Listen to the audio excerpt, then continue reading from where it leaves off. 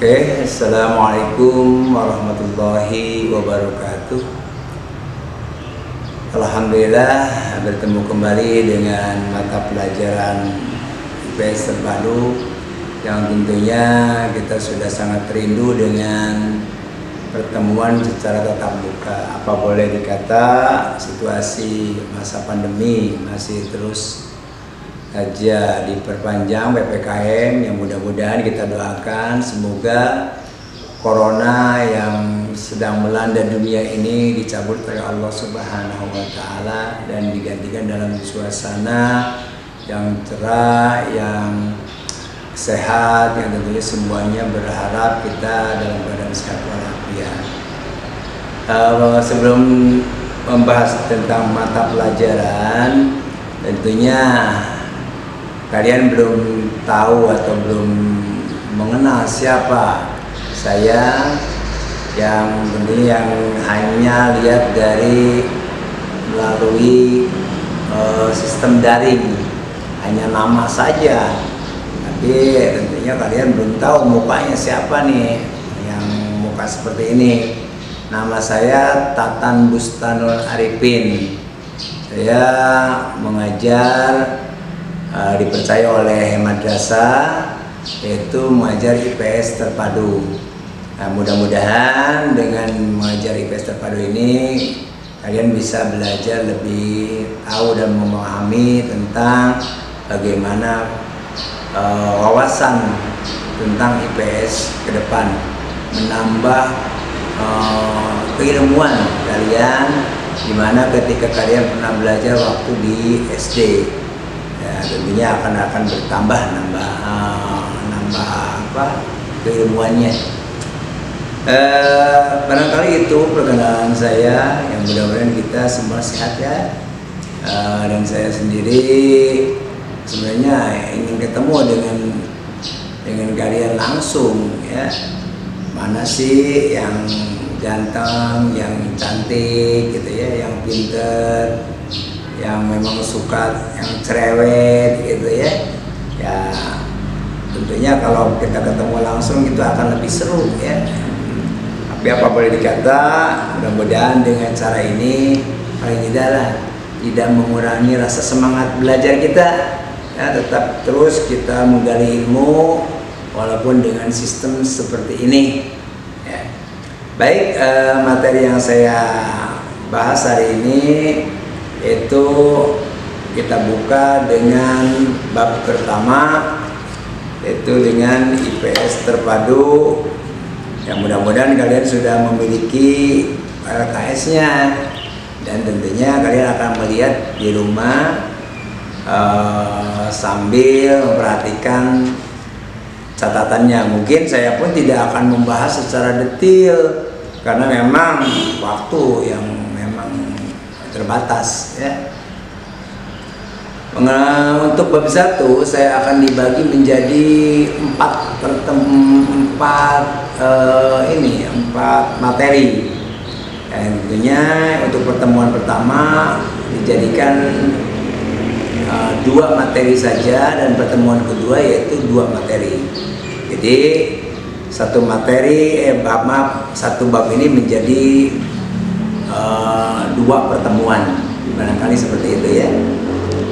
Baik, nanti lihat oleh anak-anakku nih untuk bab 1 yaitu dengan judul pengertian ruang dan interaksi ruang, yang akan dibagi menjadi 4, yaitu pertama diantaranya bagaimana sih atau kalian bisa menjelaskan nanti pengertian namanya ruang. Jadi ketika saya jelaskan nanti kalian perhatikan betul apa sih pengertian ruang. Pertama itu. Kedua yaitu interaksi antar ruang. Tadi pengertian ruang, sekarang interaksi antar ruang. Kita akan bahas nanti ya. Dan ketiga yaitu syarat interaksi ruang. Syaratnya tentunya ada syaratnya nanti. Terus keempat yaitu bentuk interaksi antar ruang. Baik, kita langsung saja kepada yang poin pertama yaitu pengertian ruang. Nah, adik-adik boleh sambil lihat di LKS-nya, kalaupun sudah ada mungkin nanti digaris bawahi biar terlihat jelas, atau mungkin digaris pakai stabilo supaya gampang ketika dibuka itu terlihat mana saja yang perlu dihafal ya. Di sini dikatakan pengertian ruang adalah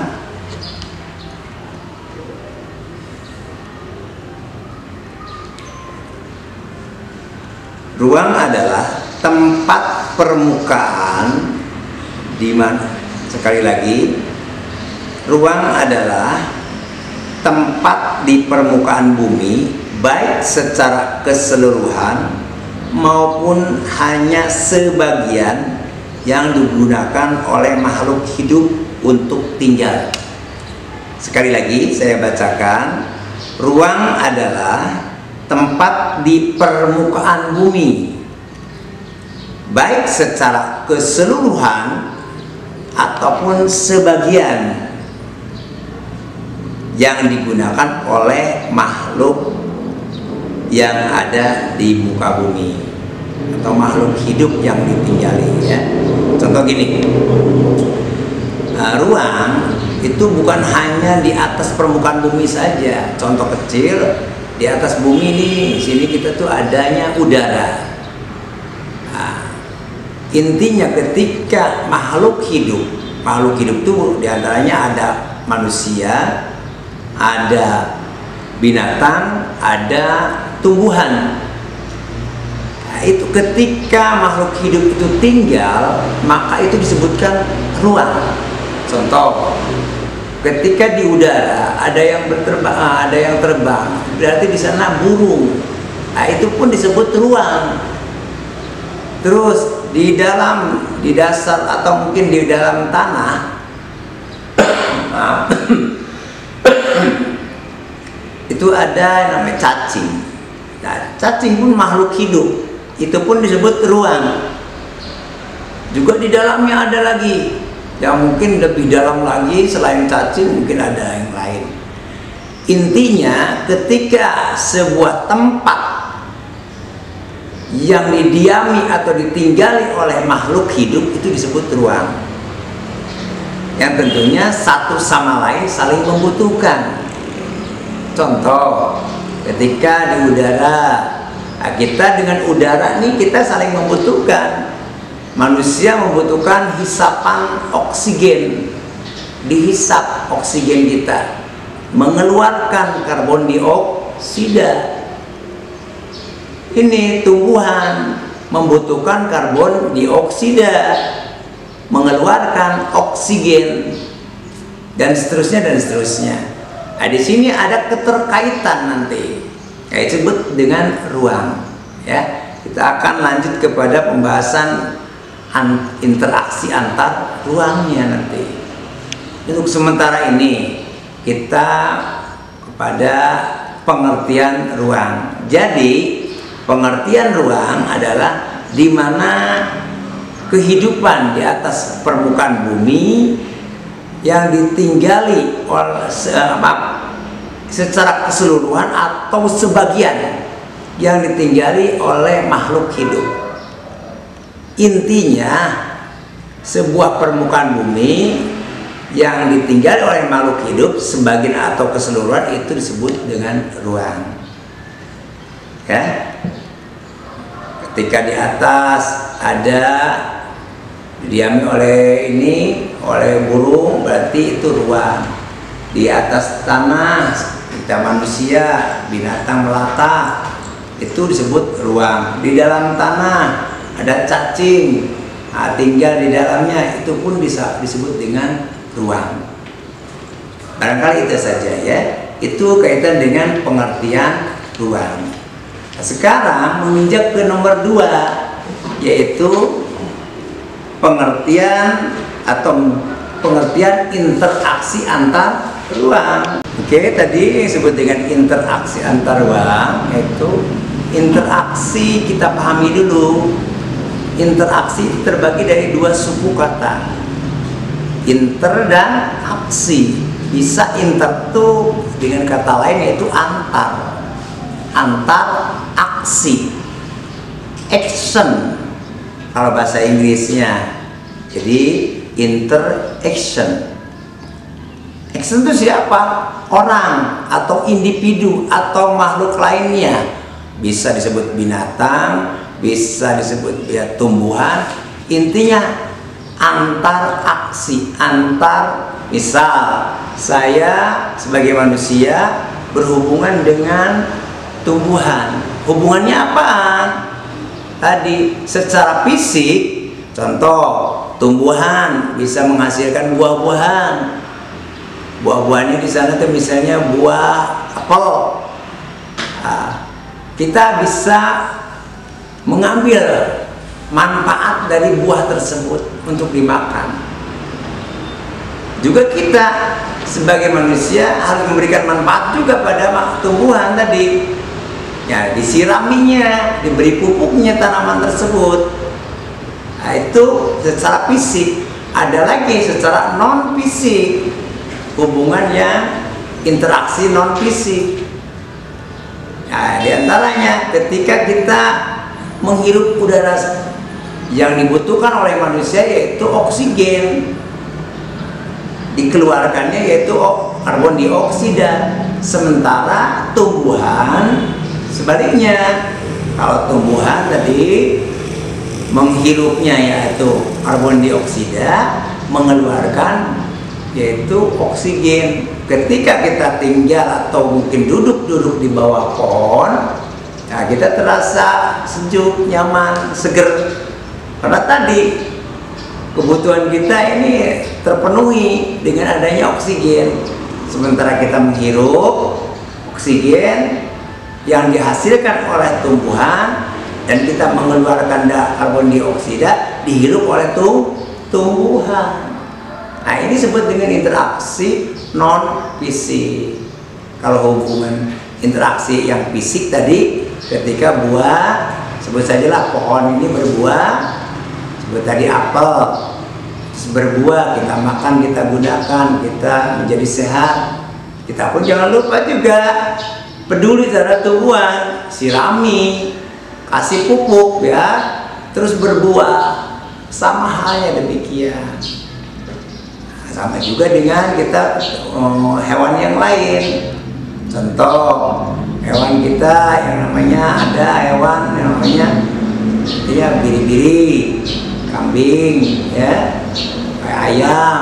Itu pun kita pun ada interaksi antar ruang. Nah, itu untuk antar ruang sekitar kita. Ada lagi nanti interaksi antar ruang yang namanya antar kota, antar tempat. Contoh ini di daerah pesisir pantai itu menghasilkan ikan, menghasilkan garam, menghasilkan terasi. Terus sebaliknya di pegunungan menghasilkan palawija, sayur-sayuran di sana ada. Nah, kira-kira di pegunungan sana ada enggak menghasilkan terasi? Enggak di sana, tidak ada kan? Ikan asin ada enggak? Tidak ada, karena tidak ada namanya pantai. Tapi orang pegunungan dan orang yang di pesisir pantai ini saling membutuhkan. Maka di sini ada interaksi antar ruang. Nah, ketika ada para pedagang dari misalnya dari daerah pegunungan membawa hasil pertaniannya dijual ke daerah pesisir pantai. Kebetulan Kerawang pun dekat dengan pantai. Nah, mungkin dijual ke daerah Tempuran kayak gitu. Nah, ini terus sebaliknya, Tempuran juga menjual ikan asin, terasi, garam, dijual ke daerah pegunungan. Nah, ini saling membutuhkan di sana, saling mengisi. Makanya ada muncul istilah kalau dalam bahasa biologi simbiosis mutualisme, hubungan yang saling menguntungkan. Nah, kalau dia di IPS terpadu disebut dengan interaksi antar ruang. Barangkali itu saja untuk materi yang kedua, yaitu interaksi antar ruang. Insya Allah di pertemuan berikutnya akan kita bahas lagi dengan syarat interaksi antar ruang dan bentuk interaksi antar ruang. Untuk sementara saya tutup dulu. Mudah-mudahan ilmu yang walaupun sedikit ini mudah-mudahan bermanfaat bagi kalian semuanya. Amin ya Allah ya Rabbal Alamin.